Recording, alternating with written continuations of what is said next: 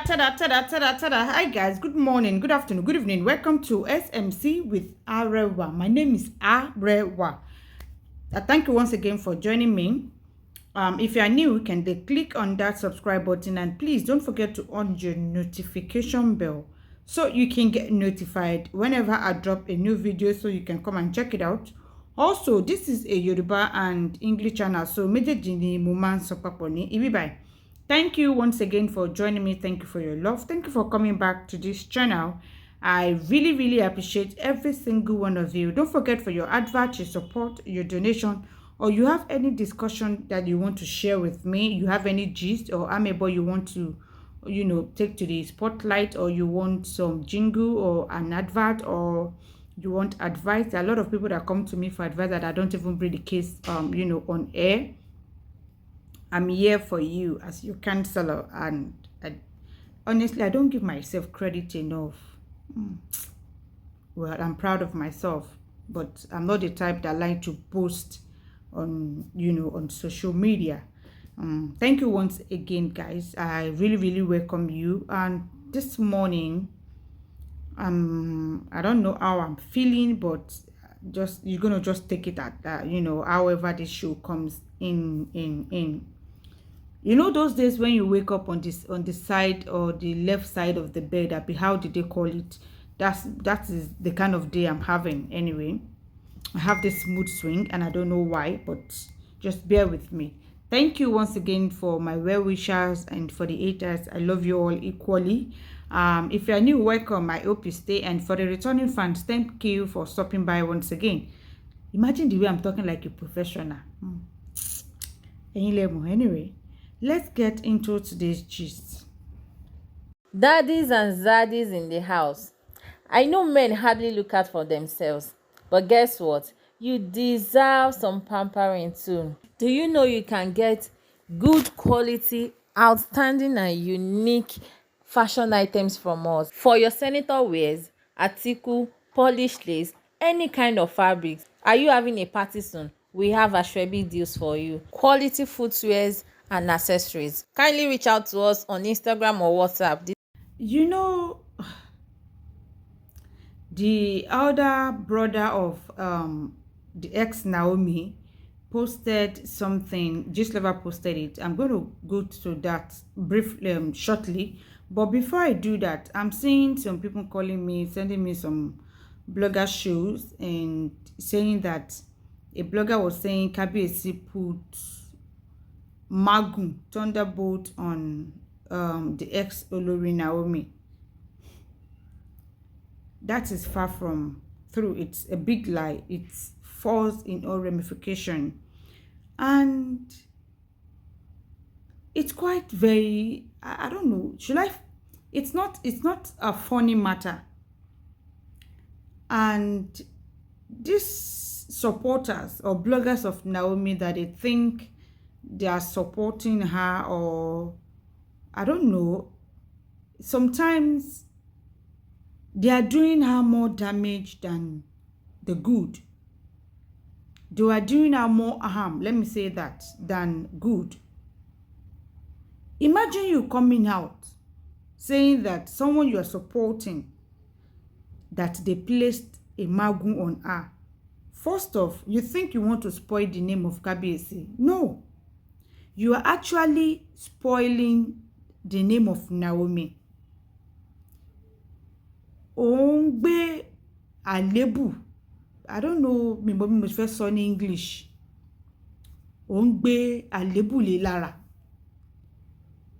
Ọkùnrin wo ló máa ṣọkùnrin ò ní máa sá fún. Men will be running away from her when they hear something that a magun is placed on her. In your enito, the blogger that said that in his or because I don't know the person. Any feel bóyá òun fẹ́, in their aim, their job is to always discredit, demerit, ridicule Kabiyesi and his olori and the throne of Ife, just because they want to uplift their saint Naomi. Kabiyesi have moved on. I don't know why it's difficult Naomi herself has moved on, but her followers, I don't know why it's difficult for them to move on. The person in which you are supporting has moved on. I don't understand why you keep dragging her back. You are doing more harm to her. Honestly, I pity Naomi. I pity her. Mo pity ẹ. Òun ló ṣe jẹ́ wípé this is more reason. I don't hate her. Contrary to what you guys think, I don't hate her. I used to say that severally. And that is the reason why whatever èpè, ègún, curse that you people lay on me, abuse me and stuff like that, that's why it's not going to, it is not going to manifest or work out. Because God is no man. A man is not God. Àdàbí, there's something they call àdàbí nílẹ̀ Yorùbá. Àdàbí tí èmi arẹwà tí mo bá ro búburú sí Naomi. Àdàbí tí èmi arẹwà tí mi ò bá fẹ́ ìlọsíwájú Naomi on air or off air. Àdàbí tí mo bá ro búburú sí. Àdàbí tí mo bá pray àbí tí mo bá ro downfall ẹ̀. Òun ní gbogbo èpè àti ìbúlé yín ló lè ṣe mọ́ mi lára, bó kò lè ṣe nítorí wípé off air tí n bá ti sọ ó ti tán síbẹ̀ nìyẹn. Mi ò ríro. Èmi ò ń jókòó kí n ro búburú àbí kí n máa ṣàdúrà pé Naomi o kó má dà fún o kó má rí bá ti ṣe o. Mi ò ro búburú sí. Mi ò rò pé kó má ṣoríire. Mo fẹ́ kó ṣoríire. Contrary to what you people think. Nítorí ẹ̀ ló ṣe jẹ́ pé gbogbo èpè tẹ́ ti ń ṣe láti how many, gbogbo yín bẹ́ ṣe kóra yín jọ pọ̀, gbogbo èpè yín, gbogbo ègún yín kò ṣe kíni, kò tiẹ̀ débi tàkánì mi. Nítorí wípé ọlá, nítorí pé àdàbí tí mo bá ro búburú sí Naomi yẹn. The fact pé mi ò ro búburú sí, gbogbo èpè yín kò move kúrò níbi tẹ́ ti ń sọ. The fact ó ń dà lé yín lórí padà ni. Torí àdàbí yẹn máa ṣe. You people think you are doing her good, but you are actually, you are labeling her, you are putting a stigma. Let me use that word. You are stigmatizing her. You just place a stigma on her that all men will be running away. Ọmọbìnrin yóò kò bá ti rọ́kọ fẹ́, kò bá ti rí ọkùnrin kan fẹ́ láti jọjọ́ ẹ̀. But nítorí wípé you keep dragging her back with her ex that has moved on a long time ago. She's not the first woman láti kọ̀kọ́ lẹ̀. Their marriage is not the first marriage that did not work out. It's no big deal. At this moment, tí mo fi ń sọ̀rọ̀ yìí, a marriage is getting separated. A woman is divorcing a man is divorcing a woman. It's not a new, there's nothing special about it. As or theirs is not the first, nor is it going to be the last. I know she has moved on, but I don't understand why her followers refuse to move on with their role model. They keep dragging her back to her ex that does not even know she exists. I'm going to play a recent speech of Kabiyesi that he said yesterday. I'm going to play that speech. But before I play that speech, imagine coming out to say a thunderbolt, Magun, or you don't know what Magun is. The blogger that said so, I'm not sure that blogger even knows what she or he, I don't know if it's she or he that said it, is saying. In your aim of, they keep saying Kabiyesi should leave Naomi. Kabiyesi is not holding Naomi. Kabiyesi is not holding Naomi. Gbogbo ètùtù tó yẹ kán ṣe nígbà tó ti gbẹ́rù ẹ̀, òun fúnra ara ẹ̀ ló fi ọwọ́ ara ẹ̀ kó ẹrù ẹ̀ kúrò. Èèwọ̀ ni gbogbo ètùtù wọ́n ti fọ̀ dànù kúrò ní palace, kúrò ní Ilé Ifẹ̀. So Kabiyesi is not in any way holding on to Naomi. He's not in any way holding on to him. Even she has said it that she's never going back. It's not a big deal. Okay? Now, coming up to saying that they placed Magu, a thunderbolt on her. Do you know how? I don't know. I think that person thinks it's a funny thing. But it's not. O ti gbé stigma kan sí lára. Ọkùnrin máa máa sá fún. Ìyẹn méjì ló máa mọ̀ pé irọ́ ni. Ọkùnrin máa máa sá fún. àbí ta ni ọkùnrin tó máa gbọ́ wípé wọ́n fi mágùn sára obìnrin tá wá tún wá sọ pé òun fẹ́ gun orí ẹ̀, which is a lie. Naomi gan ò lè sọ pé látìgbà tóun ti fẹ́ ara òun kúrò nílé ọkọ òun pé òun ò tí ì do oko. Àbí ẹ̀mọ̀ kan tó ń pè ní mágùn ni. Ẹni tó sọ yẹn ó sọ ní ìsọ pé bóyá ó fẹ́ bà kábíyèsí lórúkọ jẹ́, but Naomi, orúkọ Naomi ló ń bàjẹ́. Òun stylishly fẹ́ bà ayé Naomi jẹ́. Internet never forget. It's a pity for those people that they are following her. They are not doing a very good job in promoting her, in promoting promoting her. They are not. They just cook up a lot of different stories just because you people are ready to hear bad things. All of you just want Kabiyesi. The moment Naomi left, you want him to remain single. You want him to be crying, to be depressed. But Kabiyesi moved on. That throne is not a throne that is designed for one olori. It is not. It is not. Kabiyesi had his own problem. He has his own faults. Kò sẹ́ni tó wà láyé tí ò ní àléébù tiẹ̀ lára. Kò sẹ́ni tó pé tán. Me supporting Kabiyesi does not mean Kabiyesi is not at fault in some areas. He is. I have laid out most fault of Kabiyesi on my platform, even when I started speaking about them. Mo sọ dáadáa. But Naomi òun ṣe saint. If Naomi had not gone to her husband's house with her family entourage, it is very possible that marriage will probably still be surviving. Too much of her family was too invested in that marriage. Kabiyesi had his own fault. Naomi had her own fault. But ibi tí Naomi ti wá bà gbogbo ẹ̀ jẹ́, tó jẹ́ kí gbogbo àwa ọmọ Ilé Ifẹ̀ tínú wa ò fi yọ́ sí, is what she did. Until tomorrow, inú wa ò ní yọ́ sí, àfi tó bá túbà.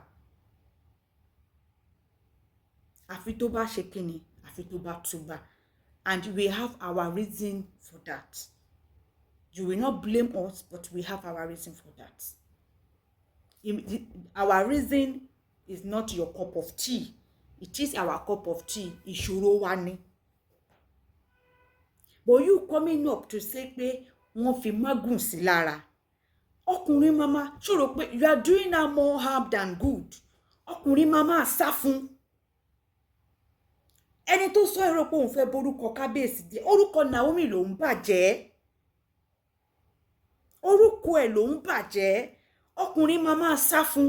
Àwọn ènìyàn gan tó máa ṣe lóore gan mama sá fún. Wọ́n mama sá fún. The other day, Mariam Oníkíjìpá ṣe interview fún. Ìkan jáde, ó bẹ̀rẹ̀ sí ní set up ni, wọ́n fẹ́ ṣe gbá, wọ́n fẹ́ ṣàgbọ̀n. Oníkálukú ṣe kíni, ẹni yẹn ó rọra gbé bàgẹ́ kò yáta sí mọ́. Ẹ̀ ń lé àwọn ènìyàn tó máa ran ìrìn àjò ẹ̀gan lọ́wọ́, ẹ̀ ń lé wọn lára ẹ̀. Tẹ́ ẹ bá mọ̀, all in the name pé ẹ̀ ń jà fún, ẹ̀ ń jà ìjà tí ò sí, imaginable fight ẹ̀ ń jà fún. Ọmọ lóhun ti move on. You people are not even respecting the wish of your model, of your role model that you claim to be following. You are not even respecting her wish. She said she has moved on. You people are not respecting her wish. Always still dragging her back. Still dragging her back to her past. Instead of you to be looking forward to the future of her, you are always dragging her back. Coming up to be saying pé wọ́n lè mágùn sí lára. Ọkùnrin wo ló fẹ́ súnmọ́? Wọ́n bá gbọ́ orúkọ bẹ́ẹ̀ yẹn, èèyàn wo ló fẹ́ ṣe mọ́ ẹni tán ni wọ́n fi mágùn sí lára? Tó dẹ̀ jẹ́ pé irọ́ ni. Láti ìgbà tó ti kúrò, ṣé kò sọ pé okó wọnú òbòwọ̀n ni? Ó dúkò náà. Bọ̀ ṣé irú ọ̀rọ̀ yẹn Ṣé ọ̀rọ̀ tó ṣe fetí gbọ́ ni? How can somebody just sit down and come out and say wọ́n fi mágùn séyàn lára?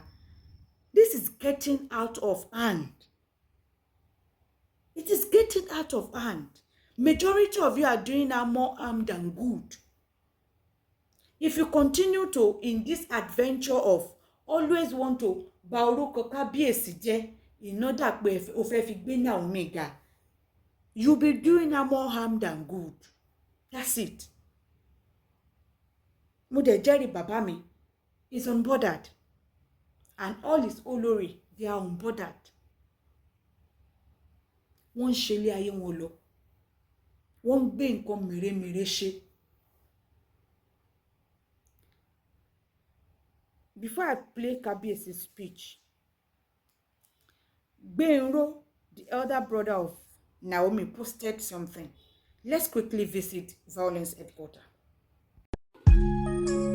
Tí oúnjẹ bá kúrò nínú ìṣẹ́ àbùṣebùṣe, èyí ló mú iléeṣẹ́ Lake Holland International Limited ní ìlú Abẹ́òkúta ní Nàìjíríà àti Legacy Africana Market ní ìlú New York ní ìlú Amẹ́ríkà tí wọ́n pawọ́pọ̀ gbé oúnjẹ jáde. Legacy Foods. Legacy Foods. Oríṣiríṣi oúnjẹ ni Legacy Foods ní. Wọ́n ní gàrí Ìjẹ̀bú, gàrí Lẹ́bù, yẹ́lò gàrí, rice ọ̀fadà, èlùbọ́ iṣu, èlùbọ́ ẹ̀wà, èlùbọ́ ọ̀gẹ̀dẹ̀, èlùbọ́ funfun, sẹ̀mó, òróró, epo pupa, oyin àti bẹ́ẹ̀ bẹ́ẹ̀ lọ ni ó wà ní iléeṣẹ́ yìí. Kò sí ohun tí ẹ wá dé ọ̀dọ̀ wọn tí ẹ kò rí. Ṣé àbọ̀tà ni, irú ni, ata gígún ni, ògùrọ̀ ni, tàbí èròjà ọbẹ̀. Ẹ kàn sí wọn lónìí lórí ẹ̀rọ ìbánisọ̀rọ̀ ti Nàìjíríà 090-202-25804 tàbí ti Amẹ́ríkà Legacy Africana Market lórí ẹ̀rọ ìbánisọ̀rọ̀ +19293-535-385. Kódà tẹ́ bá ní àwọn ẹbí ní ìlú Nàìjíríà, ẹ lè sanwó fún wọn ní ìlú òyìnbó kí wọ́n gbóúnjẹ fún wọn ní Nàìjíríà. Bóyá ẹ̀dẹ̀ fẹ́ máa tún tà, wọ́n máa ṣe ti ọ̀dọ̀ yín fún yín. Ẹ kàn sí wọn lónìí. Legacy Foods. Legacy Foods. Legacy Foods. This is violent headquarter page. Credit to him. Gbenro, the elder brother of Naomi, posted this. He said, let me read. He said, sometimes when you reflect on what your abuser did to you, you can't but ask God to withdraw their peace and visit them with vengeance. Ogunseyi Oluwagbemiro Akinfolarin. That is what he posted. Let me read it again. He said, sometimes when you reflect on what your abuser did to you, you can't but ask God to withdraw their peace and visit them with vengeance. Ogunseyi Oluwagbemiro Akinfolarin. So the other brother of Naomi shades Ooni of Ife because of a place that got burned in the palace. Let's read some comments from the violence headquarters. You will see that even without me even talking much, you see that somebody, this is a comment that said, you guys have not moved on. I hope you know the man introduced your sister to the celebrity world and now she wears padded hips and always dancing on Instagram. If not for the king, she would still be wearing a ngbenke kaba. Let's move on, jare. Another person said, Ile Oba Tojo Ewa Lobusi. Another person said, Ijalode Lorin Dowe. When you and your sisters were using the royal family's name to farms and boga all over Ile-Ife and Akure that time, you did not see him as your oppressor, Abio. Remember, your sister still had ties to that family through her son, so shading or dragging him publicly does not make you any better. the king will still make money from the calamity, and your action still further makes things difficult for your sister's marital situation. Another person said, the Irumole burnt the king's palace. You say na your head. Be packing what your head can't carry on top shogbo, as if you did not eat from Ooni's money. It made you, and you should keep quiet already. Na so you na do destroy you na sister marriage. Egbon oshi. Elomini, the house of the king that got burnt has only gotten more beauty. Ìyẹn túmọ̀ sí ilé ọba tó jó ẹwà ló bù sí. Another person said, this is too much. Abba, respect your sister. At least she has left. The affluence of the king rubbed off on you guys. Please, we don't want to hear anything from your side again. It is actually looking like you guys are afibisholore. Ni bobo yi. Next time, do well in what is committed into your hands, and don't think you smart past person way don't start ahead of you. Another person said, does it think the king is bothered? I'm sure he's about to cash out. Do you know how much that will be given to him by the government for this? Another person said, why not leave justice for God and not rejoice yet? Ile oba tojo ewa lo buse. Another person said, this guy is not making sense. He should stay out of his sister's business if he does not have sense. Another person said, make it shut up. Shebi first wife still dey marriage and the other wife still dey. Stop thinking every sad thing that happened to a supposed enemy is a vengeance for your sake. Another person said, you think the palace is your father's house, that if it got burnt, it can't be repaired again. In case you don't know, you are talking of a first-class Oba in Nigeria. What a fipa for my king. Enue makoni omo ale jati jati. Is my king a mess to you? Another person said, this guy no suppose get mouth. After all, you gained from the king while your sister was still married to him. Abi this one they meant ni. By meant, on sọ pé bóyá orí ẹ̀ ò pé ó ya wèrè. Another person said, he who comes to justice must come with clean hands. Did you try to steal from the king or cheat him on the deal you both had? If yes, don't bring God into your matter. The king practically took your local and village family and have you a taste of good life. Don't you dare forget that. Another comment said, this boy makes their family look like gold digger, mannerless. Another person said, Oga, forget this your capping. The king no send you na papa. One loyal son of the state will just fix the burnt area. Shit happens. Say house burn might be one small error from somewhere. Another person said, the place is already being built back. Benro should just keep mute. And that's true. Ibi tó jóná wọ́n ti ń kọ́ padà lẹ́sẹ̀kẹsẹ̀. Another person said, this has nothing to do with vengeance. Just mend your ways, Ogbeni, and move on. Olori Gbeske. Another person said, Oniro, who told you God that isn't a God of vengeance is fighting for you in this case? Another person said, shameless shading. You want to rip your in-law, Abi, Oga Parkwell. Another person said, Benro, get sense. Go and get sense and stop complicating issues. Now one of the chalet got burnt, not Kabiyesi Palace. No be God's vengeance. When your client, no be God vengeance when your client carry you go police station.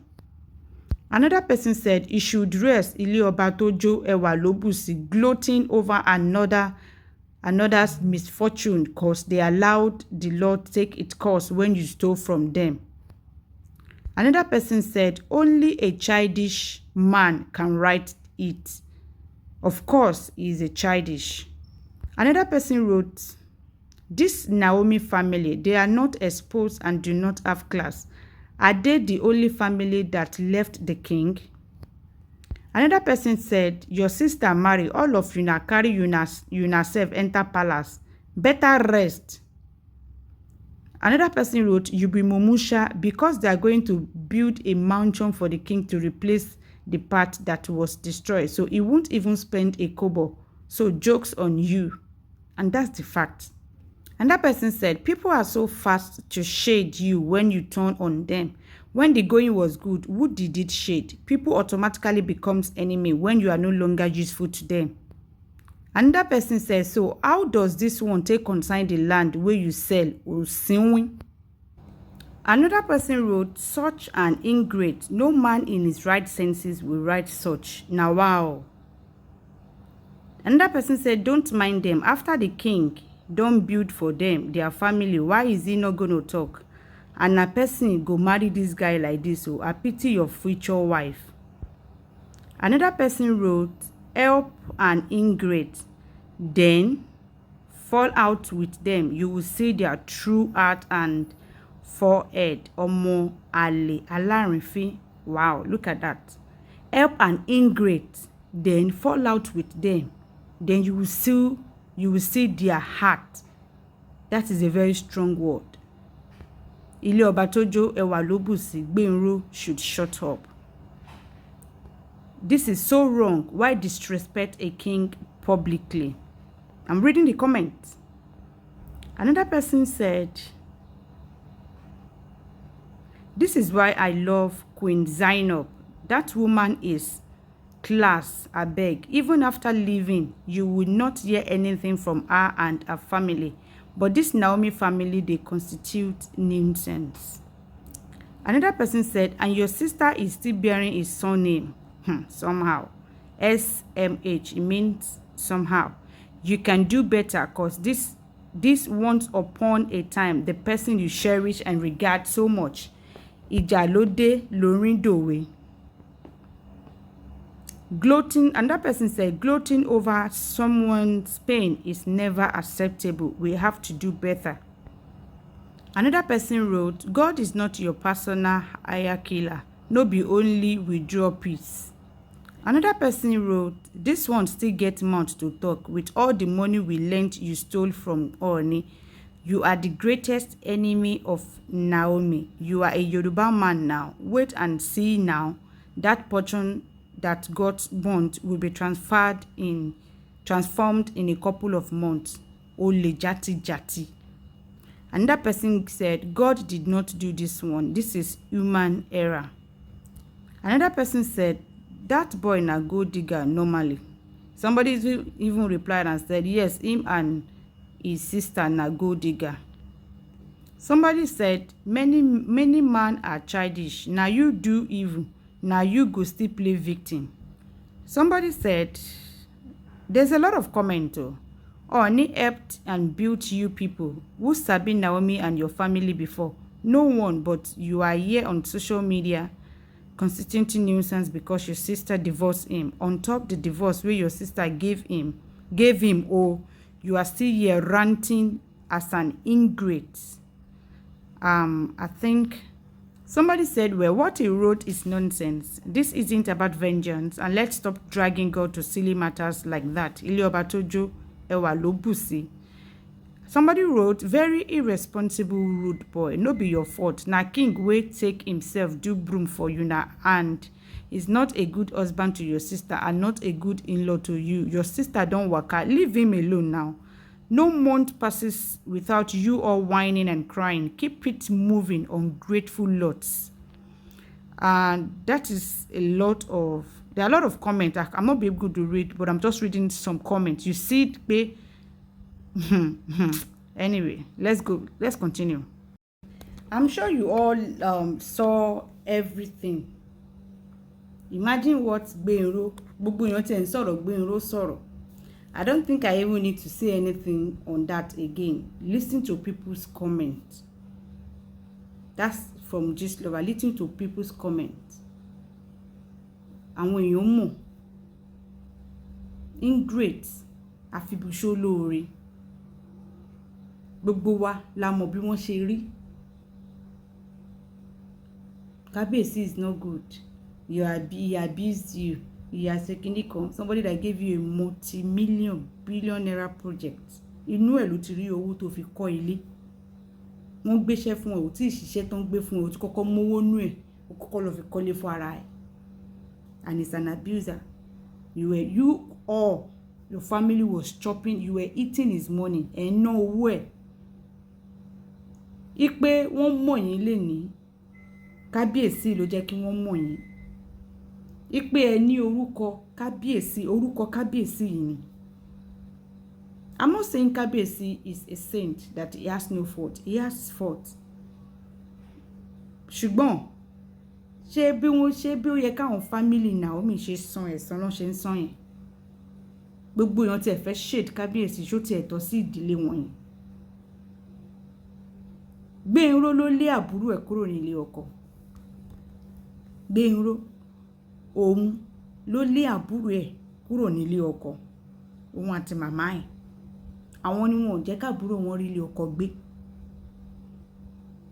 Àwọn gan ló jẹ́ kábúrò wọn lẹ́nu ọ̀rọ̀ nílé ọkọ. Àwọn náà wọn ò jẹ́ kó fìdí ìròǹrò gbélé ọkọ ẹ̀. Àwọn náà lé kúrò nílé ọkọ ẹ̀. Gbogbo èèyàn tí ẹ̀ ń sọ̀rọ̀ Gbénró náà pé kábíyèsí lábìúzà very funny. Which vengeance? I'm sure you are listening to the comment, listen to the gbọ́ àwọn nǹkan táwọn èèyàn ń dá ẹ lóhùn. Look at what people are answering you people with. So it is glaring. Nobody needs, Baba does not even need, or anybody from Baba does not even need to come out and say these people are ingrate. Aláìmoore ni wọ́n tí wọ́n lójú tì. People are saying it already. O kọ́ nìkan wípé o fẹ́ shade Baba. Àwọn èèyàn tí o ti rí pé àwọn èèyàn ti ń dá padà fún ẹ. Look at that is people comment on Gistlover. I don't even need to say much on it. It's an advice, abuser, ìṣègbà, ìṣàgbọ̀n, ìṣèkíní kan. Mọ́tò tó yà àbúrò ẹ̀ sì ń gbé jáde. Tí ìwọ àbúrò ẹ̀ àti màmá yín sì ń gbé jáde lénìí. Bàbá ẹ̀ kábíyèsí yìí òun ló rà. Òun ni. Ilé tẹ̀ ń gbé tó ń furnish gbogbo nǹkan tó wà ńbẹ̀. Bàbá ẹ̀ ló ṣe é. And it's an abuser. Gbogbo wa la mọ̀ bẹ́ẹ̀ bí ẹ ṣe rí. Bí Naomi ṣe rí àtàwọn ẹbí ẹ̀ kan tó fẹ́ yín wá palace. Again, kábíyèsí is not a saint. He has his own fault. But this family too, Naomi and her family are not saints either. They have their faults, which is even more than kábíyèsí's own. Tó ju ti kábíyèsí lọ. Gbogbo èèyàn tí ẹ ń sọ̀rọ̀. Gbénró náà ń bọ́ta ń sọ̀rọ̀. Níwọ̀ tó ń fọlọ́pàá gbé. Níwọ̀ tó lọ gba àwìn iyẹ̀pẹ̀. Ó lọ gba àwìn. Ó lọ ń forúkọ bàbá máa gba àwìn kan kiri. Bí ìyá náà ṣe ń lọ forúkọ bàbá lọ máa gba àwìn aṣọ ní ọjà nífẹ̀ẹ́ náà nìyẹn. Ṣé gbogbo ẹ̀ la fẹ́ sọ ni? Ṣé gbogbo ẹ̀ la fẹ́ sọ ni? He's an abuser. Ìṣègbà, ìṣàgbọ̀n. Báwo ló ṣe abuse ni?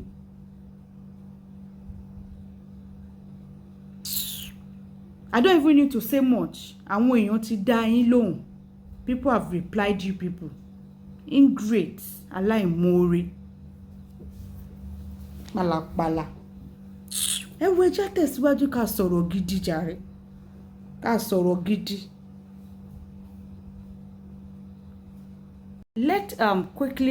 Before I go, let us quickly, and remember I said I'm still going to come to analyze Naomi's interview. I'm still going to come and analyze it, and that's a promise. Let us quickly listen to a speech that Kabiyesi made recently. I think it was yesterday or day before at his book launch. Listen to it. Many people even called me, said, ṣebí wọ́n sọ pé Kabiyesi ti divorce Mariam. Ṣebí wọ́n sọ mo gbogbo news, gbogbo àwọn blọ́ọ̀gì àwọn òpònú yẹn lẹ ló ń gbọ́. Wọ́n kàn parọ́ fún yín. Bóyá àwọn ni wọ́n fẹ́ fún débi pé àwọn náà fẹ́ lọ kọ̀ ọ́ lẹ̀. Ẹ̀yin ẹlẹ́lẹ́yà. Listen to this wonderful speech by Kabiyesi. Ẹ gbọ́, ẹ jẹ́ ká jọ gbọ́. Ẹ káàárọ̀, ẹ káàsán, ẹ káalẹ́ o. Ẹ̀yin olólùfẹ́ Àgbo Ìbílẹ̀ Solution. this is àgbo ìbílẹ̀ solution tẹ́ ẹ̀ ń wá tí ẹ fẹ́ rójú ẹ̀ ojú mi rèé. This is àgbo ìbílẹ̀ solution. Àwọn tó mọ̀ mí wọ́n mọ̀ pé this is àgbo ìbílẹ̀ solution. Mo wá láti wá polówó àgbo mi tó jẹ́ àgbo ìbílẹ̀ solution about fertility treatment. Àgbo ìbílẹ̀ solution ní fertility treatment. A ní arthritis, a ní high blood pressure, a ní diabetes, a ní àgbo fọ́kùnrin, a ní àgbo fóbìnrin, a ní àgbo infection, a ní àgbo tí obìnrin ò bá rí nǹkan oṣù ẹ̀ tí nǹkan oṣù wọn bá ń ṣe ségesège, a ní ìyẹn náà lọ́wọ́. So àwọn èèyàn ń béèrè lọ́wọ́ mi tó bá pè mí pé a mọ̀ yín, a mọ̀ bí ẹ ti ṣe polówó, a rójú yín rí. That is why I come live video kékeré rí ẹni tó ń ta àgbo yẹn o sọ pé alágbo ìbílẹ̀ solution eléyìí ò ń ṣe fraud, this is the real life. So this is àgbo fertility treatment. Tẹ́ bá rí gbogbo àwọn tó ti rà á rí wọ́n á mọ̀ pé this is àgbo fertility treatment. Ṣé ti rí orúkọ àgbo ìbílẹ̀ solution ló wà níbí báyìí. Ìyẹn olólùfẹ́ mi, this is fertility treatment. This one also is part of fertility treatment. Ẹ̀yin tẹ́ ti rà á rí ẹ máa mọ̀. A ní oríṣiríṣi testimony látọ̀dọ̀ òyìnbó, látọ̀dọ̀ àwọn dúdú ara wa gan lórí ọlọ́mọ bíbí, lórí ẹni tó ń wojú Ọlọ́run ní olóyún láti Nàìjíríà dé òkè òkun, gbogbo ẹ̀ la ní testimony fún. Àgbo eléyìí wà fún àgbo ọkùnrin, fún ọkùnrin tí nǹkan ọmọkùnrin ò bá dúró dáadáa, ẹni tó ti ń ṣe mẹ́ta tẹ́lẹ̀ tí ò lè ṣe mẹ́ta mọ́, tó yẹ pé ẹyọ̀kan ló ń ṣe tíyàwó ẹ̀ ń bínú àbí tíyàwó ẹ̀ ti sá lọ. This is a 3-in-1. A ní akọjẹ̀dí, a ní àgbo 3-in-1 fọ́kùnrin.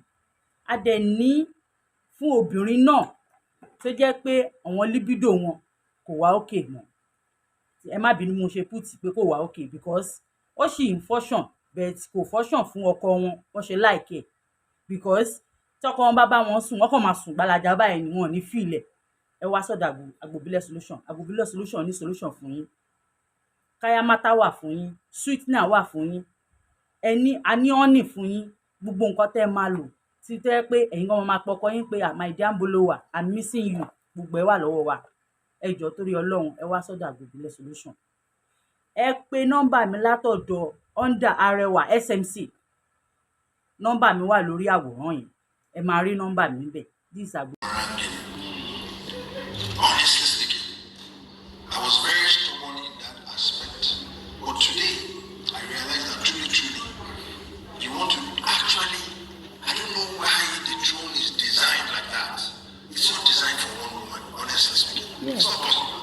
It's not designed for one woman. It's not as if ooni like already. A lot of people don't know. I've tried it. I was a bachelor on the throne.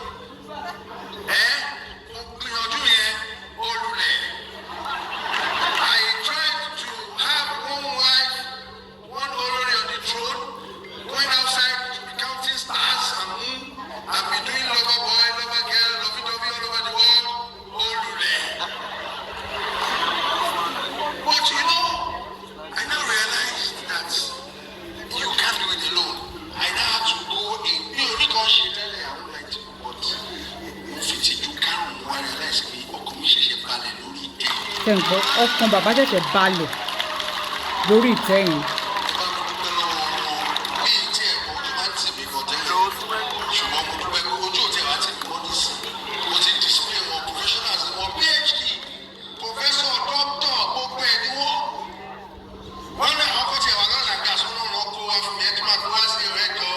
Àbí o.